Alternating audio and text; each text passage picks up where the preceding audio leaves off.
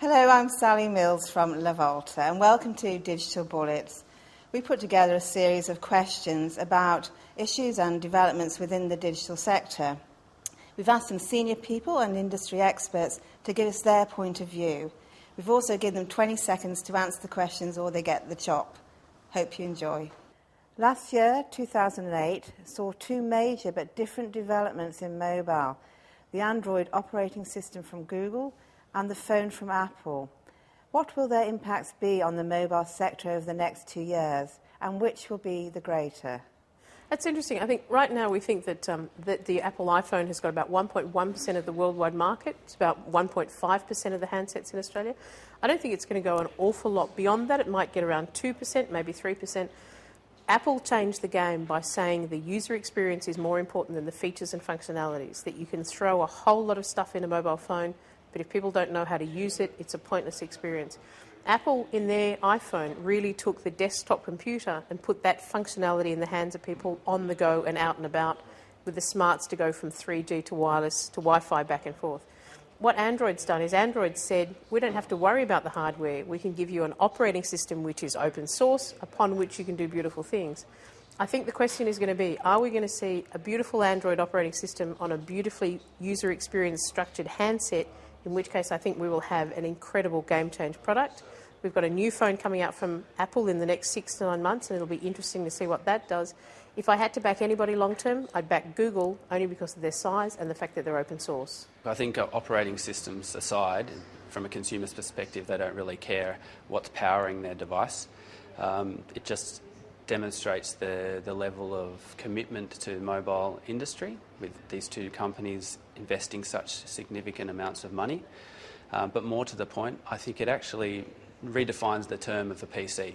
And these two devices, or these two operating systems now help us actually bring to life the true personal computer, the one that sits in your pocket.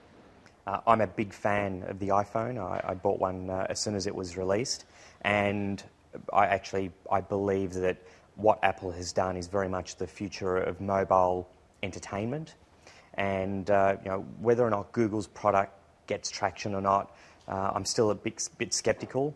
But what we've actually seen with Apple's product, because they actually control it on an end-to-end basis, so it's from the user interface to the applications as well as the actual billing, they're able to provide consumers a much more compelling and easy-to-use product. So I'm a big fan of the iPhone and its applications. The introduction of the iPhone has meant that people are consuming more data on mobile phones, but the majority of mobile phones are still dumber phones at the bottom end. That will shift, and the majority of handsets will be smarter phones like Android and the iPhone. And I think that will happen very quickly. I think it'll happen in the next couple of years, and that will make the mobile web pretty ubiquitous. Well, I wouldn't like to lay bets on which will be the greater in terms of Android versus iPhone.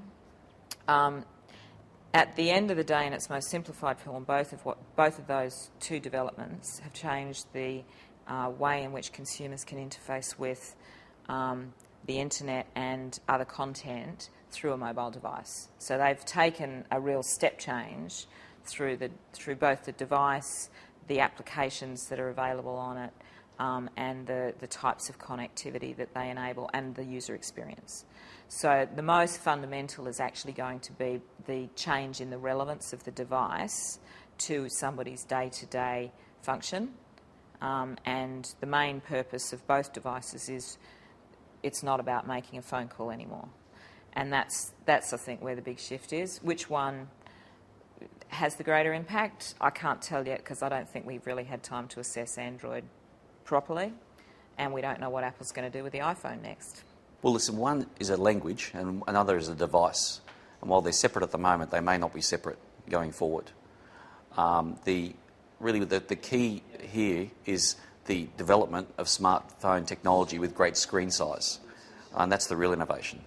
I wish there was a better word than game-changing. I really can't think of a better one because it's quite descriptive, even if it's hideous. But Android, not particularly convinced that that's compelling.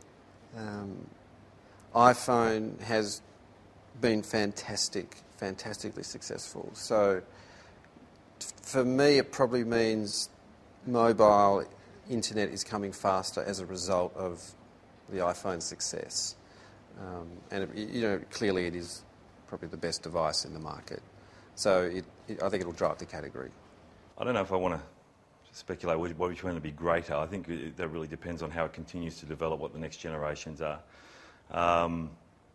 It's obviously had a huge effect already. I think it really depends, again, what that next generation is like, what sort of applications are developed, how they improve the usability. I mean, the iPhone's actually a great mini computer in a sense. It's actually as a phone and SMS device, it's not the best thing in the world, but people are buying it because of the functionality that they get outside of that. So I think it really just depends on how it continues to develop. I think the iPhone will win out. I think the Google Android is going to be for Google lovers and absolute tech heads.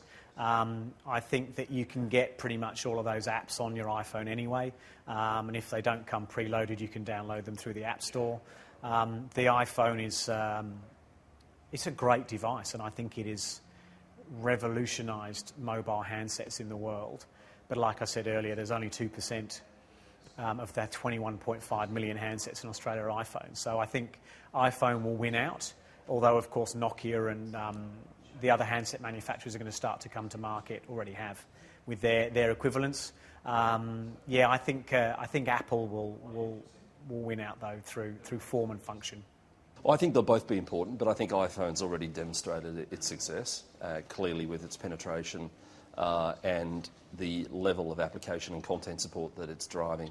I think Android has every chance to be successful. My view is that fundamentally Apple is more than just a great operating system, the iPhone. It's about design, it's about the interrelationship of that with other products, and therefore I think in the end it will be a very compelling play. I suspect beyond Android and beyond iPhone, a lot of the other plethora of operating systems available today will begin to diminish and consolidate, and we'll end up in a much more consolidated marketplace.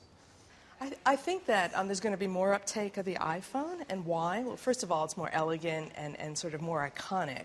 I think that Android's exciting, but I think the challenges are going to be twofold. First of all, it's deep linkages into Google and the application base, so it makes it a little bit less open, even though it is an open platform. The good thing about a Google linkage is, of course, things like Street View, which has massive functionality and power. And I think the other reason it's going to have less of an uptake initially in the developer community is because applications, developers cannot charge for applications that they develop through Android, at least now. So while they can in the iPhone, in the Apple Store. So I think there's going to, I think you're going to see the implications, more development initially on the iPhone.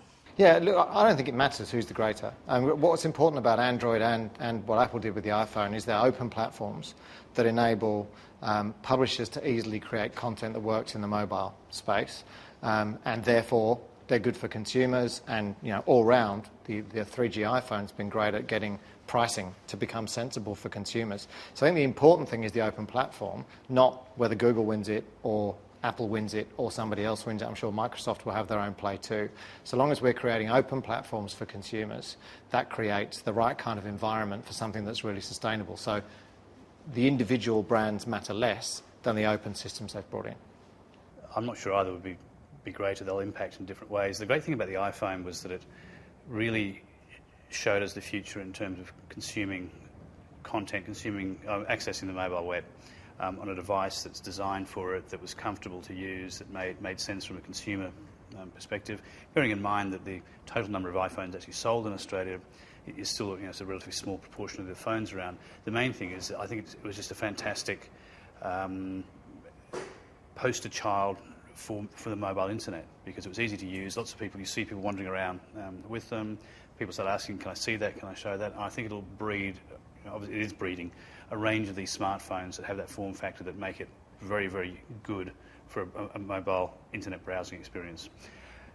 Google, of course, is very, very good at most things that it does. The fact that the Android platform is going to be open source, I think, will then drive a whole range of new services and applications that we haven't even thought of yet.